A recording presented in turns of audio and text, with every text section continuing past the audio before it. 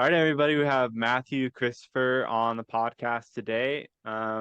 He is the host of the Abandoned America podcast. Is that the full name? Am I getting that Yes. right? Okay. hmm And you also have an Instagram page, which is very popular. You have so many photos of all these abandoned places, and it's really incredible to see. It's incredible to see how many places, just the sheer number of places in the United States that are abandoned, and it seems that you focus on the East Coast. Is that correct?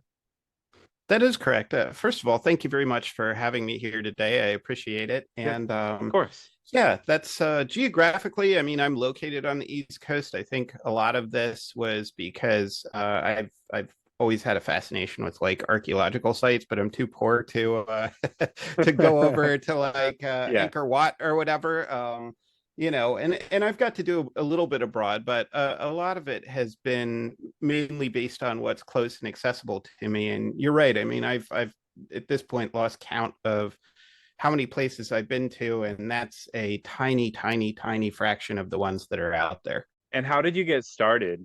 Well, basically, the way that I got into this was when I graduated from with my undergraduate degree. I started working in a adult inpatient psychiatric facility, and so I was doing overnights in what is essentially, like a psychiatric hospital, and I got really interested because my background wasn't in that. It was just a job I sort of fell into. Um, I got really into the history of state hospitals. I was not in a state hospital, it was a privately owned one. But, the point is that just that background really was fascinating to me. And the more that I read about it, the more there was one place in particular, Philadelphia State Hospital, or Byberry, as it's also known, that I got sort of obsessed with. And I knew people that had been patients there. I knew people that had been staff there. And So this was a place after that was recently abandoned. no, well, off the top of my head, and I'm bad with dates spontaneously, but I think it was 96 was when Okay. it was first when it finally closed, and I believe I was there in 2001. So yeah, I mean 5 years is recent. That's fair. Okay. But yeah, so after reading a bunch about it, I decided I was going to go see it. And that kind of, that's a long story in and of itself. But Mm. the abbreviated version is that kind of snowballed into me going to other state hospitals and then other abandoned buildings. And that has been something that I've been working on for, oh gosh, over 20 years now. So I'm old. Wow. Yeah, and you kind of like so I guess I was listening to your podcast, and there is kind of an advocacy about it all. And I guess, what are you advocating for when you're going out and taking pictures of all these abandoned places and kind of investigating, looking into the history and everything?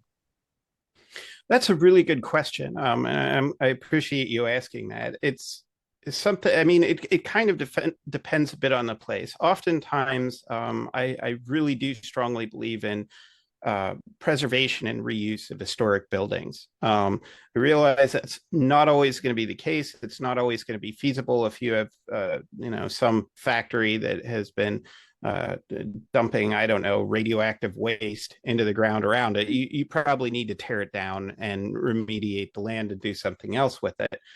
But a lot of times we see places ranging from churches to schools to state buildings. I mean, I could go on for half an hour with that. Yeah. That really would be a vital part of their community if we were focused on rehabilitating rather than demolishing them. Another thing, too, and this kind of ties back into the mental health aspect of things, is it's really important to me to look into areas where people may not have been as well represented. So, for example, when you look at people that were in institutions and asylums, that's still a fairly widely acknowledged part of American history, and yet I think it's a very important one. So, or you could say about people that work in an abandoned coal factory in West Virginia, or a coal plant in West Virginia. I mean, what are their stories? What are the things that make where they were special and interesting? Because oftentimes we don't have that.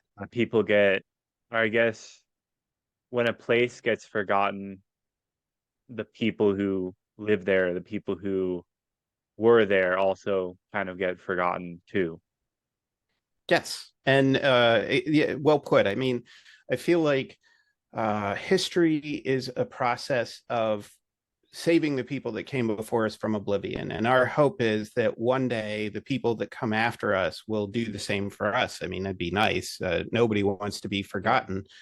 So, yeah, that's exactly it. Do you ever feel, so when you're taking these pictures, do you ever feel like these buildings, like these abandoned places, kind of have, I don't want to say a life to them, but kind of like this ghostly feeling, I guess.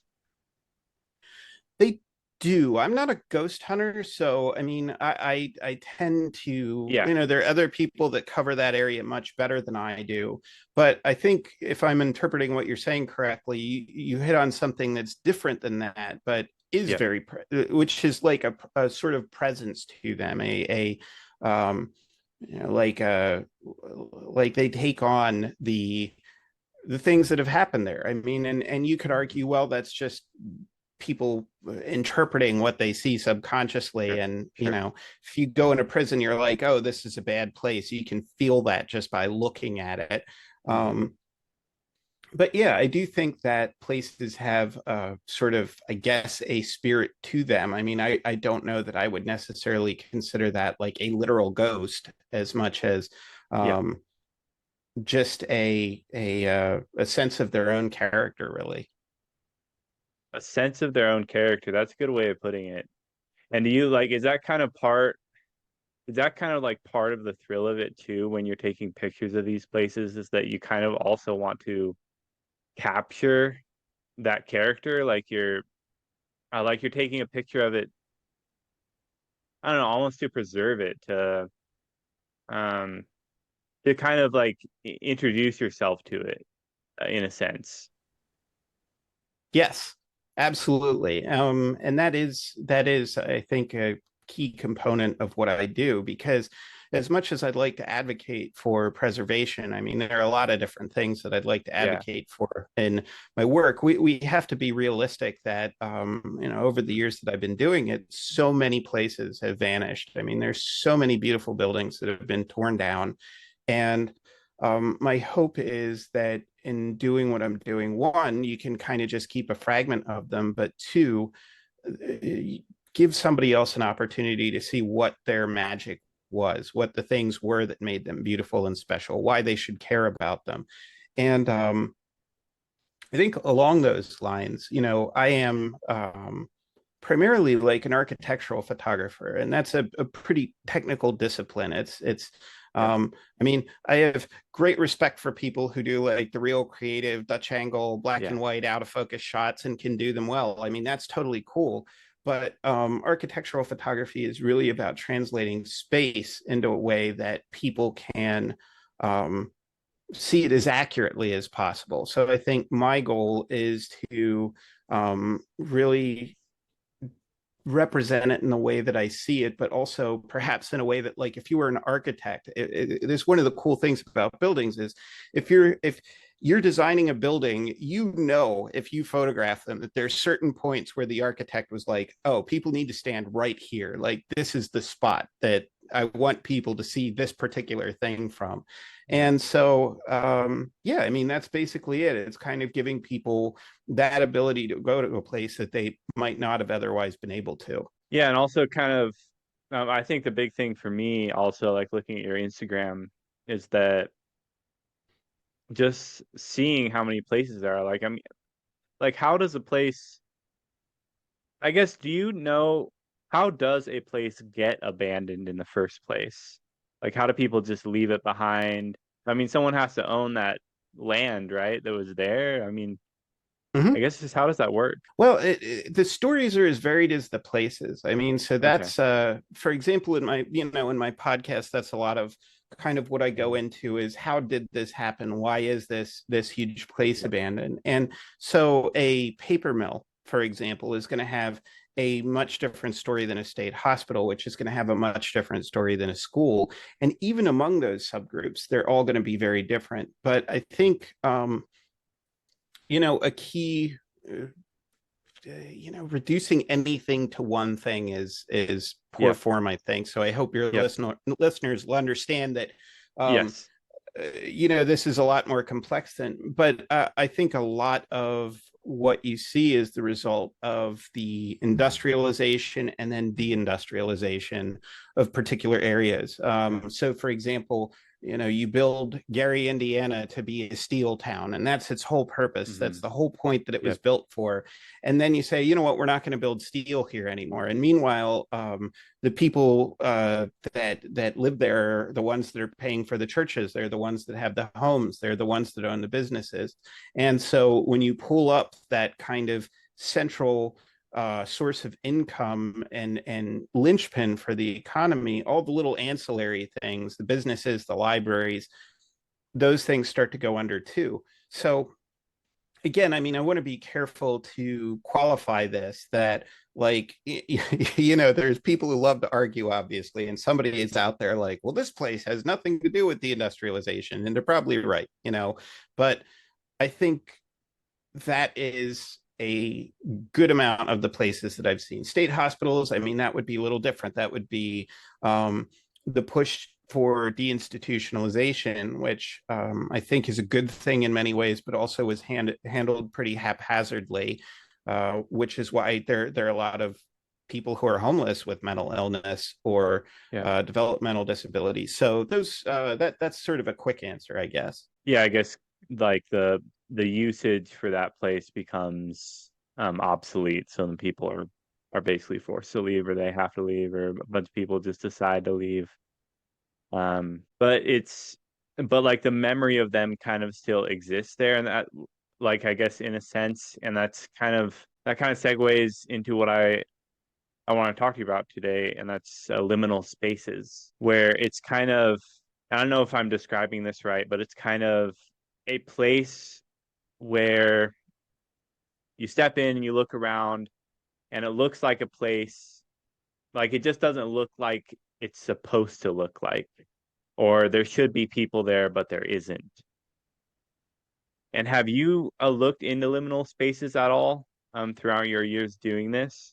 Or is this kind of like a subcategory of something that you don't really pay attention to, kind of like the philosophy behind all of that?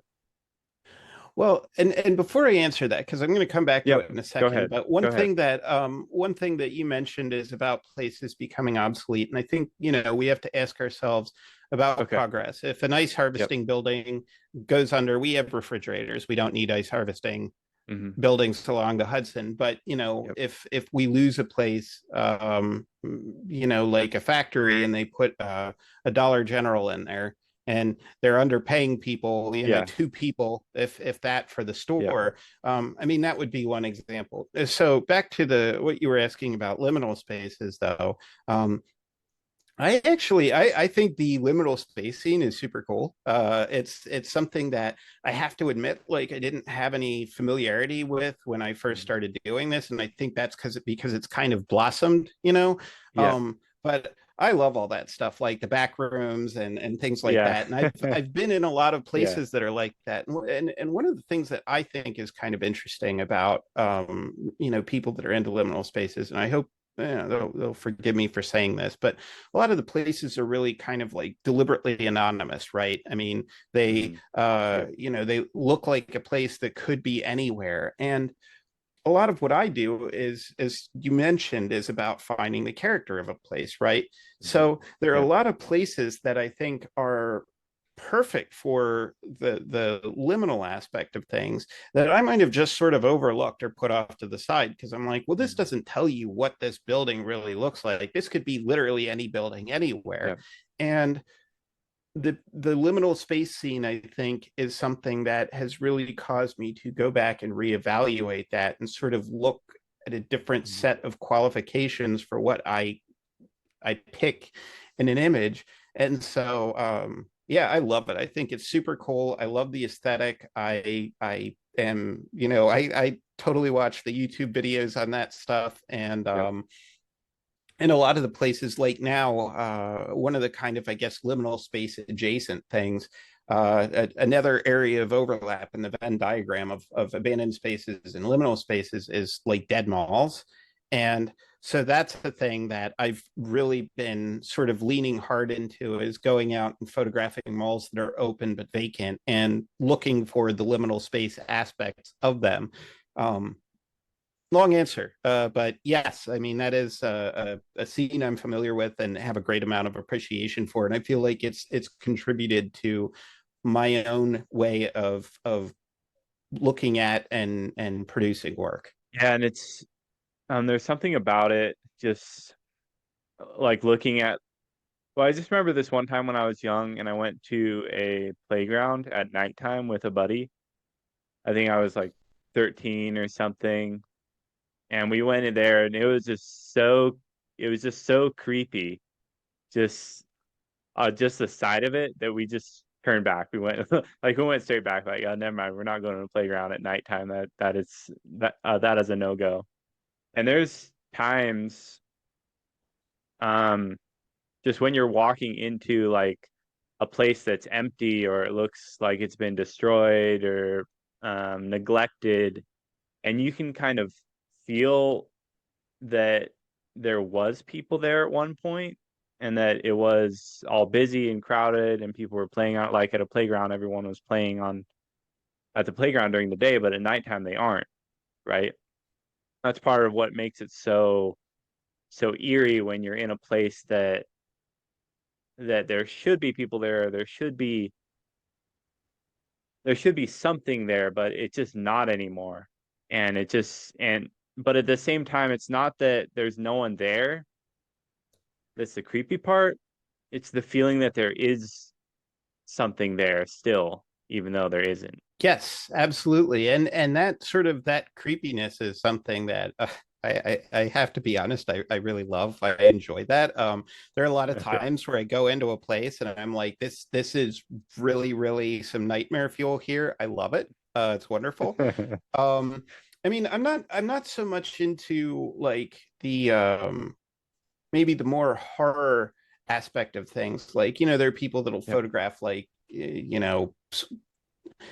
Slenderman's cool, but like people like a serial killer looking person with a bloody knife or something. I mean, that doesn't do as much for me. I like Yep. places that have that visceral presence that you're talking about, Hmm. and yeah, I mean that's something that I actually really actively look for in my work, is that sense of absence, and past presence, because I think it makes you look more closely at what is in it, which is interesting because one of the things that I think is kind of fascinating about an abandoned building is like, how many times have you seen a set of shoes by a bed? And I mean, like, think about it. Who cares? It's a Yeah. pair of shoes by the bed. But you Yeah. go into an abandoned house and suddenly you're like, whose shoes were they? They're like a mystery. Yeah. They get this Yeah. sort of meaning to them, and I think that's one of the overlap areas of abandoned spaces and liminal spaces, and there are a lot. So, um, yeah, I do absolutely love that aspect to them.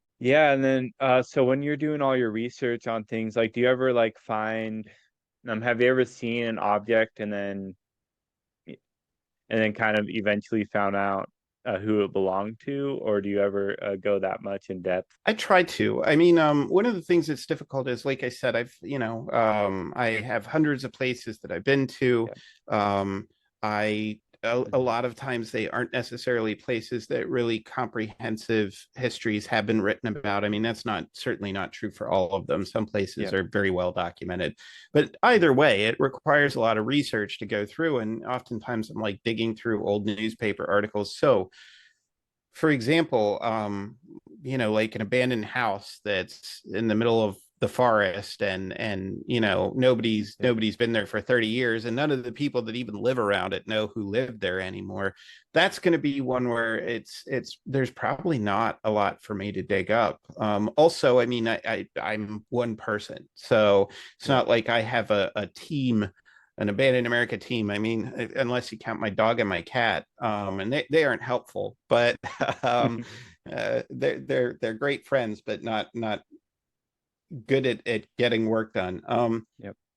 But anyway, I mean, I do as much Figured. work as I can to try and research that, but I mean, I have years of work to do. I have years of photo processing to do. I have years of still going out and photographing things, and I have years of research, and it's just me. And then I'm doing all the website and back end stuff too. So, um, yeah, I suppose the short answer to that question is just there's a lot left to be done, but I do my best with it. Yep.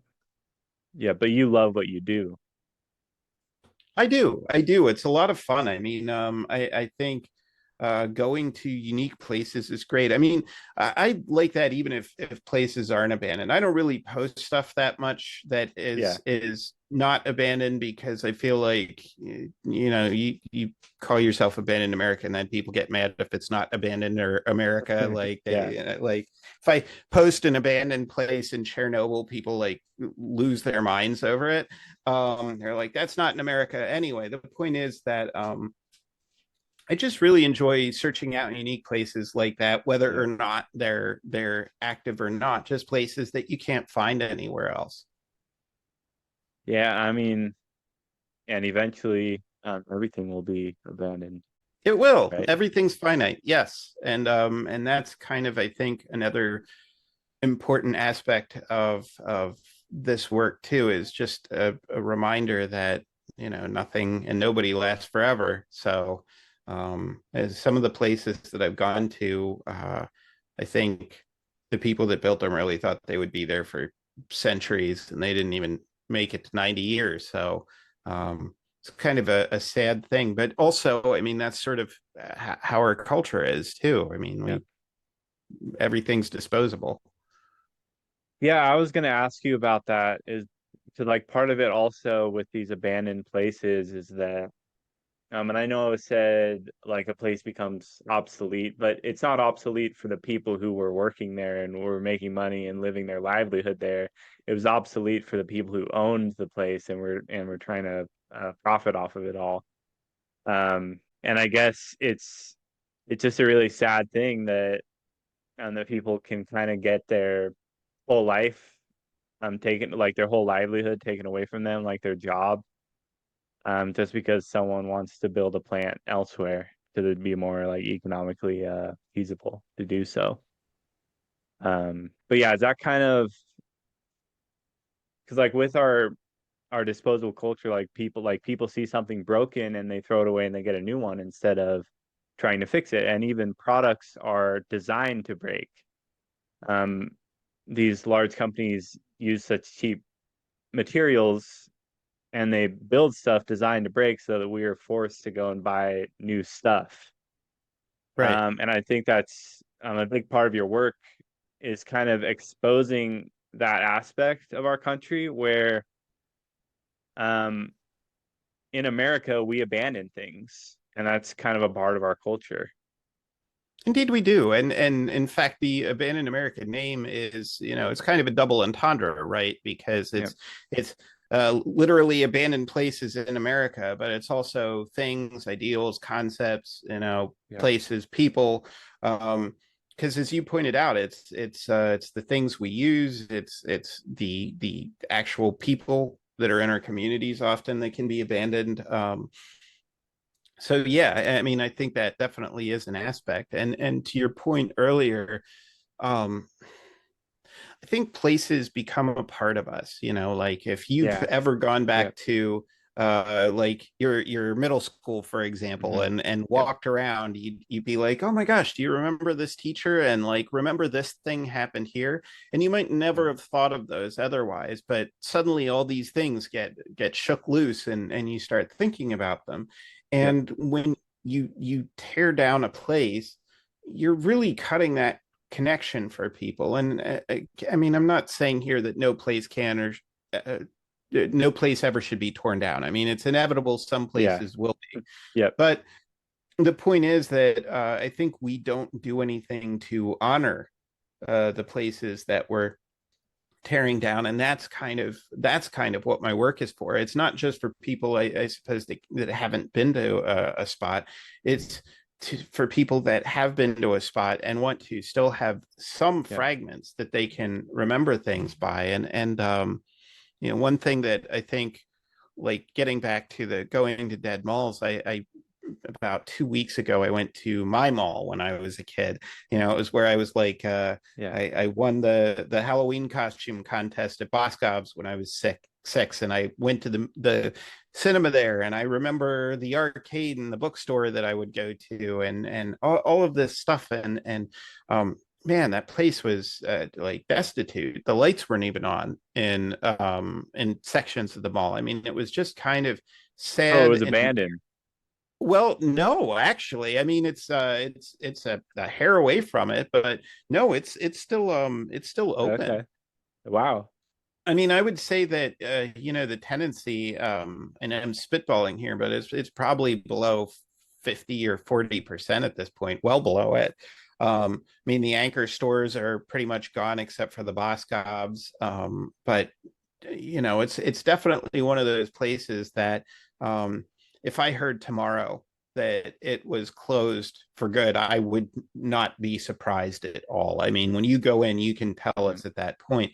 But there you have something that feels abandoned. I mean, it's that technically not, in that you can, I guess, legally go into it. Although how you define what's abandoned is a whole other long discussion. But certainly fits the liminal spaces bill. But back to your original point, I mean, that was pretty heartbreaking for me, Yeah, and I'm sure.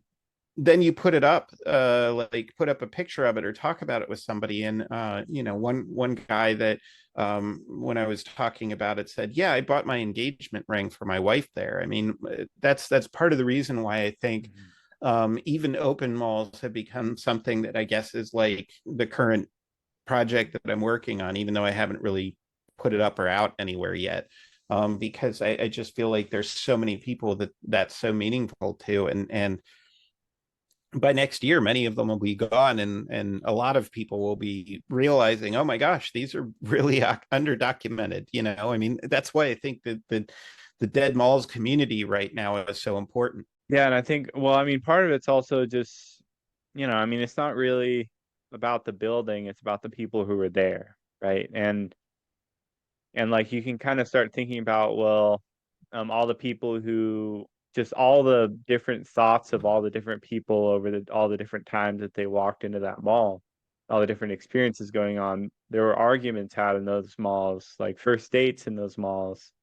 Um, and then when people stop going there, it kind of just becomes abandoned. And in a sense, it's almost like a corpse in a sense. Because I mean, what is a human body? Because like when I think about a living thing, I mean, we're just these things that, I mean, we eat food, we drink water, but take away the food and the water and take away, um, I guess, our energy, and we're just a corpse, right? And in a sense, a building without the people there, it does kind of become a corpse.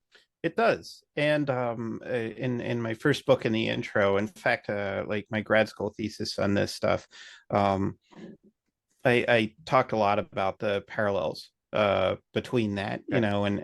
and exactly what you said. I mean, we um, how we look at the human dead, and how we sort of approach that subject. Yeah. And I think the things that we create are mirrors of us, right? I mean, Mhm.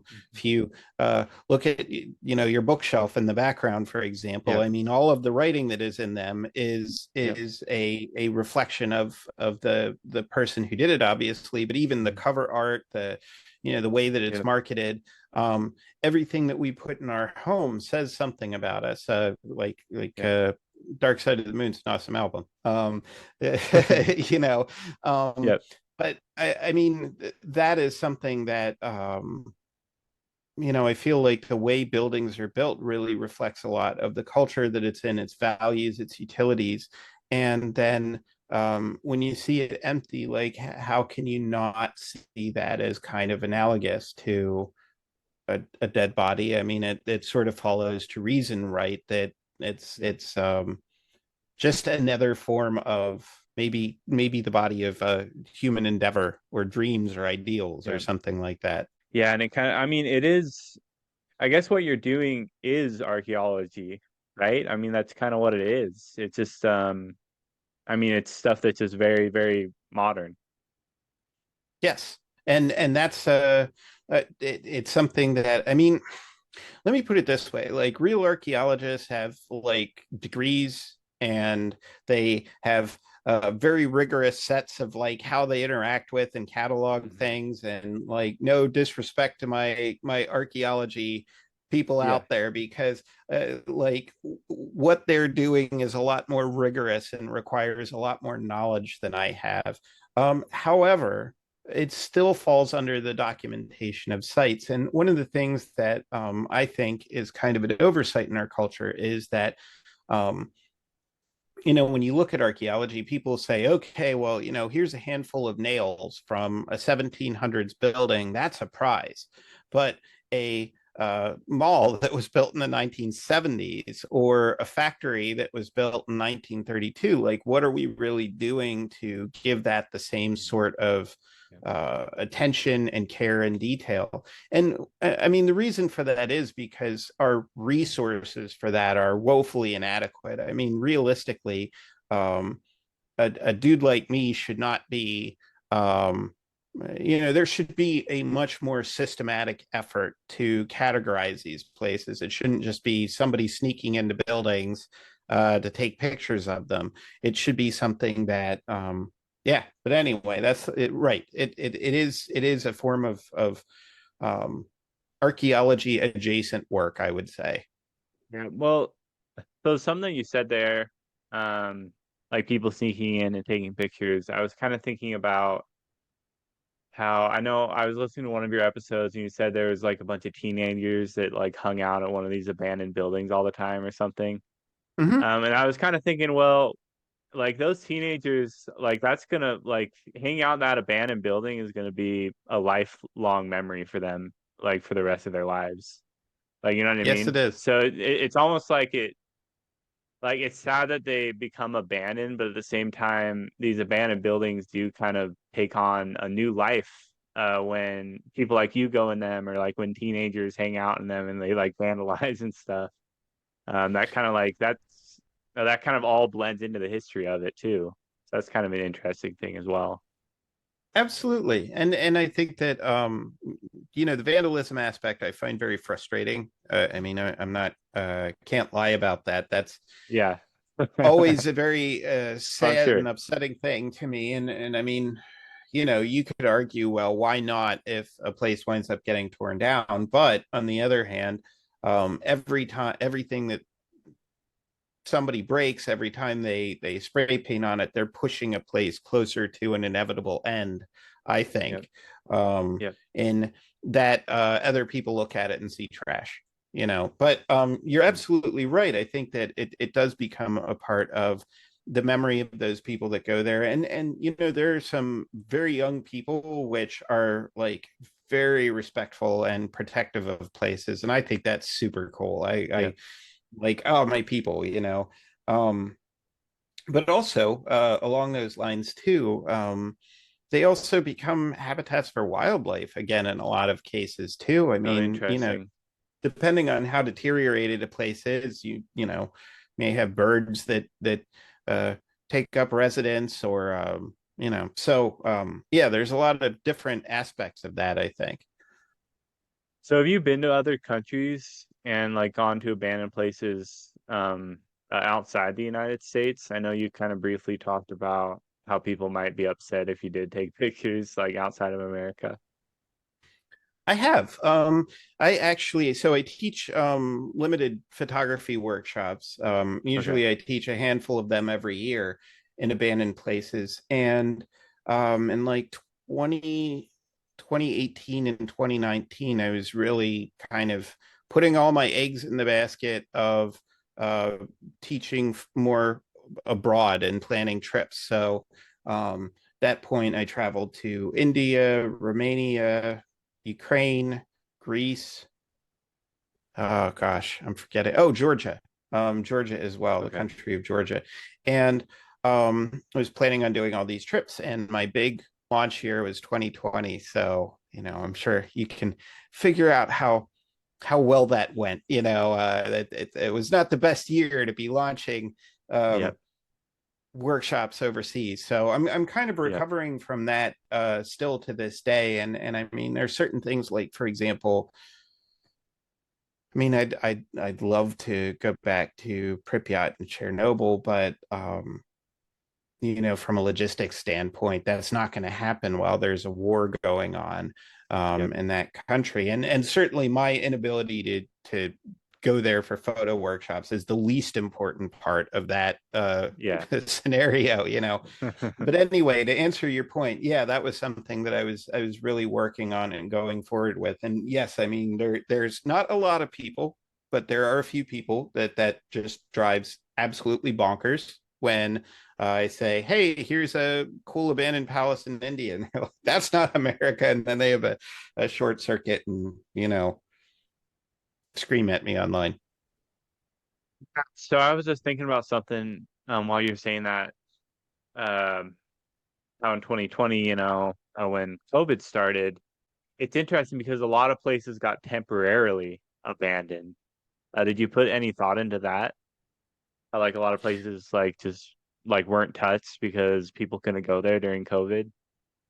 Oh yeah, I mean, I would. That was I mean, honestly, that was a tough year for me. I still went out and photographed, but Yeah. a lot of that year was trying to figure out how to claw back whatever I could for workshops, give Yep. refunds to people who had signed up for them. Oh So it, man. Yeah, that yeah, sucks. it did. It was, I Yeah. mean, thankfully it's all over now, but Yep. that's a pretty tough thing when you're one of like 10 bajillion people that are trying to get money back from like hotel reservations, and the reason you're trying to do that is because somebody else gave you money to put them and you have to then get that back to them. Yep. So I did go out and photograph that year, but there's certainly a lot of people that did more. I mean, people that went out and were like, "Oh, look, Yep. here's Times Square with like no people in it," or Yeah. whatever. I mean, I think those were really cool, but I had a bit of a dagger in my heart that year, so Yeah. I did not do as much work as I maybe would now. So I did kind of want to talk about your you mentioned your thesis. Um Hmm. and I wasn't sure, is kind of comparing abandoned buildings to corpses, is that the main point, or is there more to your thesis? How long was it? Or I mean, you don't have to answer how long it was, but like what was it all about? Well, I mean, I think it was kind of about, I wouldn't say like comparing the way we look at abandoned buildings to corpses. I wouldn't say that was the main part. It was kind of just one aspect of it. But I Okay. think more overall, it was a sense of like, what is the significance of abandoned spaces? Why is it something that we need Yeah. to look at? What is the significance of it? Because I would say, oh gosh, I don't remember what year it was. Let's just say like 2015-ish. Um, this phrase porn was coined, and it was a response from a Detroit blogger to people that they felt were coming to Detroit and really, not focusing on the people that live there or the efforts to bring the city up, and they're just kind of like reveling in the destruction. And um people started using that like blank porn as a like thing they like food porn is, pictures of food that I'd like to eat or whatever. But anyway, the thesis, I think, was really me trying to contextualize the photography of ruins in both um modern culture in terms of what its importance is, but also how that's been a part of art history for centuries. I mean, it's actually kind of cool if you look into it, and I can nerd out about this for a while, and I won't, just because I want to respect your time. But like, you had people in the late 1700s that were, I mean, that was when the romantic and picturesque movements became really popular, and a lot of that was abandoned buildings. You had, Piranesi doing all of these ruins of Rome, and you had people that were in the English countryside that were going to a lot of abbeys that had been closed. So the point is that, rather than just being something that's a clickbaity, like, oh, look at this building that got torn apart, in the sense of like just the aesthetic thrill of it, there's actually a really important and critical aspect to both art and history. So that was kind of the overall point, and I think the part about it being compared to like human bodies was one aspect of it. Yep. Oh, what's the oldest building that you've visited, like the oldest abandoned building, Oh boy, or that's you a good know? question. Well, so I'm gonna go with, let me think about that for a minute. There are two ones that I'm sort of coming to immediately here, but it would have to be some of the stuff in Europe. I mean, there were Okay. places that I went to in Yeah. Romania that were many centuries old. Some of the forts in palaces in India are incredibly old. In fact, some of the stuff, it's like you're going around and it's just like the stone doorways and like a couple Yeah. stairs from a staircase that's still left, and I don't even know how old that is. And Greece, that like Knossos really is not a ruin or abandoned, and that's a whole other thing. But some of those places would have gone back to, like uh, ancient Greek times. So um, I would think they would be I would think they would be the ones. Yeah. Yeah, and you kind of get a more, I guess, would you say that you get an eerier feeling to like the more recent buildings or to like these older buildings?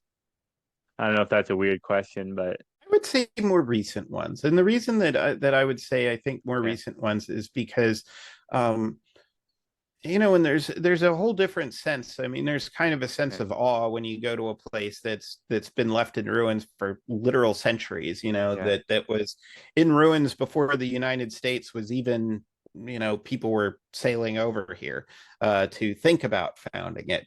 Um, Mm. so in that sense, that has its own sense of, kind of humility and awe about it. But I think the things that the eeriness of more modern places is that the more you can relate to them, the more that you can see um maybe a bit of yourself mirrored in them. I think Yeah. that older ruins tend to not have as much of the intimately personal details. Like, let's say there's a little kid that lives in this city, Yep. 700 years ago in India. Like, their little doll is going to have long since Yep. uh, turned into dirt at that point. Whereas, if it's something that's 30 years old, it might still be there. Yeah, I guess it's kind of like the difference between seeing a fossil and seeing like a rotting corpse, right? It's like it's definitely gonna freak you out to see the corpse and you're gonna be like, "Oh, cool, it's a fossil," but you're not gonna freak out over it, right? It's not gonna like creep you out. Um Yeah. and yeah, so I did want to ask, there is this quote. It's I'm not sure if I'm recalling it correctly, but it's they say you die twice. Once when your heart stops beating, and a second time when your name is said for the last time. Right. How do you feel as far as like how do you take that quote in context of these buildings when you're kind of trying to keep them alive? You know, like when people leave the building when it first becomes abandoned, right? That's kind of like its first death. But what would you say is kind of a building's second death? Well, I mean, there's a few, right? Yeah. There's the one where it closes. There's the one where it's torn down. There's the point at which I imagine, and the point at which it's forgotten, or when the last people that have been there are gone. Let's say that, and then there's probably another one further down the line when it just is lost to obscurity. I mean, certainly, when you think about let's say the 1500s, I mean, there are probably thousands of structures that like there's not a record of even Yeah. anymore. Like nobody's ever going to know that thing existed. um I mean, if you look at a painting of the entire townscape, you might be like, oh, look at that house over there, but that's Yeah. it. um I mean, I don't have the hubris to think that my work is solely going to save places. I mean, I think, Yeah. there's a whole network of people out there, other photographers, historians, archaeologists, people that are really focusing on doing this. And I think that's the tapestry of people that you need Yeah. to kind of you know be another link in the chain. I mean, that's what it is. When I talked about, like, you want to keep the people in the past from obscurity the way that you would hope that somebody would keep you from obscurity. That's what I think of as links in a chain, right? And the one that I have is the today link. And when I'm gone, I mean, good, who knows? Maybe all of my stuff will be forgotten, but I would like to hope that, more importantly than who I am, that somebody will be able to look at what I did and say, here's a whole bunch of material and data that we have and ways of understanding things that we might not have otherwise had. Um, Yeah. that's my hope. Yeah, no, and I think what you're doing is really great. Um, and I know, especially when it seems like you're the most passionate about kind of those abandoned asylums and abandoned hospitals. I don't know if that's correct, but it did seem like you were mentioning that in, I forget which one. I think it was the Story of Abandoned America podcast episode. Mm-hmm. Um, I did kind of want to ask, like, how did you get involved, like working at, um, was it a hospital? It was a privately owned inpatient psychiatric hospital. Yeah. Yeah, because you said that wasn't your background earlier. I did Mm-hmm. kind of want to ask, like, how you got involved in that and why it kind of piqued your interest so much. Well, it's um, and to the first part of what you said, I would say that I'm passionate about all sorts of places. I Yeah, find, like, people say, "What's your favorite place?" I don't know. yeah, I mean, I love a million of them for a million different yeah, reasons. I love uh, you know, the architecture of one, the story that another one tells. So anyway, that being said, I think, to answer what you're asking, it's really ridiculous, really. I mean, it's not. When I yeah. when I got my undergraduate degree, it was for film, of all things, Oh which wow.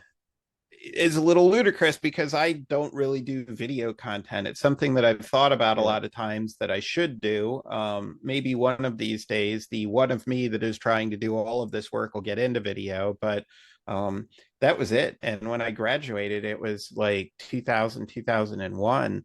And that was right when, the whole dot-com bubble collapsed, and, it was very hard to find jobs. And it was just like going out and looking for work and going to these job fairs, and people are sort of like, oh, haha, a film degree, we're a bank, like, what do we need you for, um and working in a psychiatric facility, that was, I had a very close friend of mine that recommended me for a position. And to be quite honest, I think we like to feel like the people that work in psych hospitals are all, seasoned trained professionals, and a lot of them are. I'm not downing those Yep. people. um, but there's also people who are just attendants overnight, and that's kind of what I was. And then I worked my way Yep. up through that. But yeah, I mean, there's not really any rhyme or reason to that. It wasn't like it was a thing that I sought out because,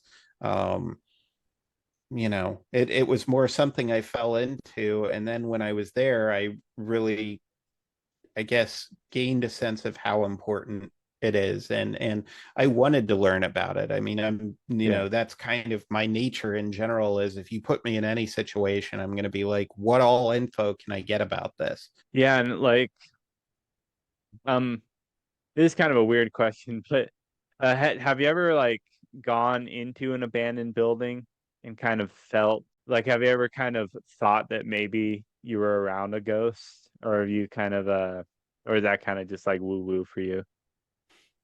It's a little woo woo, but I have been in places where they have been very. I mean, first of all, I do have a very active imagination, and I've been in a number of these places by myself. Yep. So, like, let's say you're in pitch black tunnels by Yeah, yourself in an abandoned that would asylum suck. or in a That would prison. suck. Yeah, I totally can imagine a thing like that happening, and I definitely can creep myself out. Like, I'm not going to Yeah. pretend that I am a person of no fear. Um, Yeah.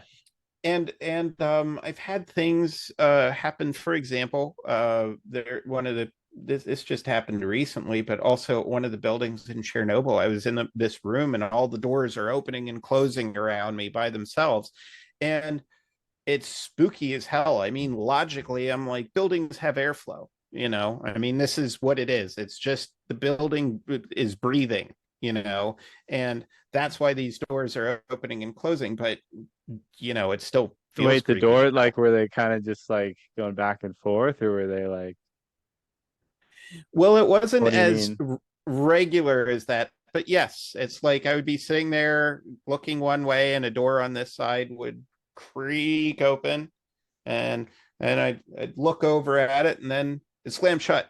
You know, and then another door over in the other direction would do it. And I mean, I can understand why people believe in ghosts, or why they think things are ghosts happening. It's just, in my opinion, everything that I've ever experienced had a logical explanation. Another good one on that Yeah. tip is one of the first asylums that I went to was like the central administration part of the building was still in use, but the wings that come off of it, and they're really big and long wings, um, those had been abandoned for a very long time. And I was in Interesting.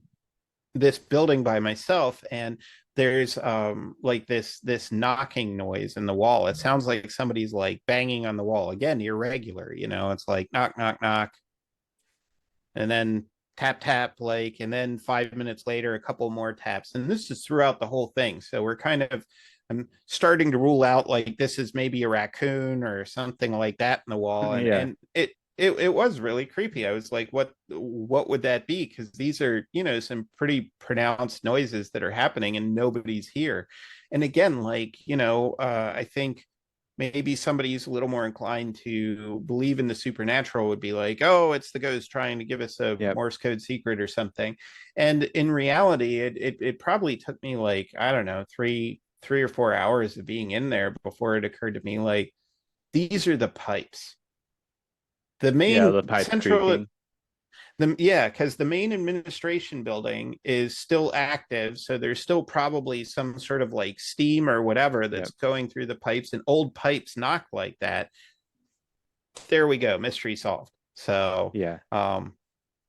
yeah, that would be my answer, I guess, is that, Yep. I can't, like, I don't know. Sometimes I'm like very I don't like making things up. And sometimes I feel like, oh, I should make up a really cool ghost story for everybody, because, like, Yep. people want a really cool ghost story, but I can't really bring myself to do it. So, Yeah, well, um, I think there's a lot of things that people project their belief about jokes, or sorry, not jokes, about ghosts upon, like whenever like a weird sound happens. And like the reality is, it's something that you can't explain, Hmm. and you don't know where the sound is coming from or why the door opened. There could be for any number of reasons, but you can't really know a lot of those things for certain. And I think that also kind of applies to just kind of looking into these abandoned places and the fact that you can't really know for certain what went on there, like all the specific little details. And I think that's also another thing that's kind of sad about these abandoned buildings is that like the vast majority of the history that happened within those buildings is completely gone.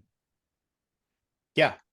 Yeah, and so in that sense, like what you're saying, I mean, I think what we're doing is a bit of projection Yep. where we're seeing an absence, and it's a puzzle with a bunch of missing pieces, and we're trying to connect that, and we're hearing Yep.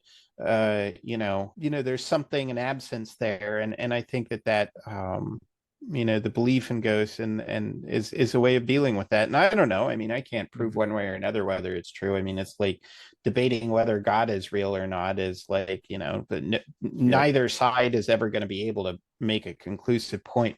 There's a quote that I really liked about the supernatural, and I'm paraphrasing, and it's going to Yep. butcher it, but That's fine. essentially, like it wasn't. It said the greatest mystery of spirits or ghosts is not whether they would exist, but if they did, why they wouldn't batter down the gates of heaven to try and communicate with us. And so, I mean, in that sense, to me, it's like, okay, well, if you have ghosts, why would every person who cares about anyone not come back and be like, oh, hey, I'm all right, thumbs up from the other side?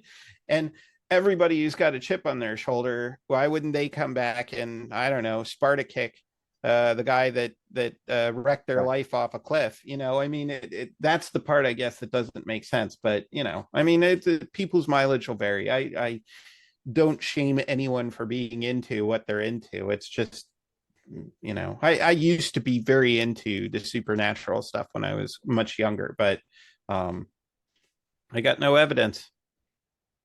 Yeah, well, I guess that's good because now you investigate a lot of places that people would say is haunted, right? So, um, and what is before we go, what is your mentioned that you wrote a book, Mm-hmm. or how many books do you have? I have two. I have Okay. Abandoned America, The Age of Consequences, which is still out and available. And I have Abandoned America, Dismantling the Dream, where that one, the publisher went under. So if you find that one, that's like a bit hard to get now.